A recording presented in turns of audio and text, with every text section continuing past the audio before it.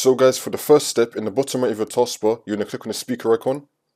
Now you're going to click on select a sound output.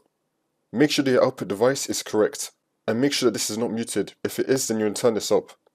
And now for the next method, you're going to head over to search and type in S&D VOL. Click on it. And then once you're on this, make sure that the application that you want to use has not been muted and that it's been turned up. And now for the next method, you're going to head over to search and type in find and fix problems with playing sound. Click on it. And then once you're on this, you're going to click on next. Wait for this to load.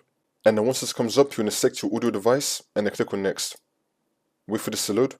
And you just want to go through all the steps that come up here. See if that works for you. If that's still not working, for the next method, you're going to head over to search and type in services. Click on it.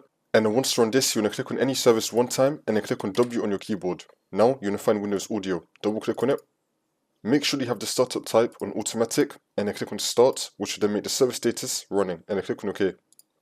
And you want to do the same thing for the Windows Audio Endpoint Builder. Double click on it. Startup type automatic and then click on start, which will make the service status running, and then click on OK. And now you want to restart the Windows Audio Endpoint Builder. So you're going to click on it one time and then click on restart the service, which will also restart Windows Audio as well, and then click on yes. It's now going to restart both these services. See if that works for you. If that's still not working, for the next method, you're going to head over to search and type in troubleshoot settings. Click on it, and then click on other troubleshooters. And now you're going to find audio. Click on run. And then once you're on this, you're going to click on yes to now run diagnostics.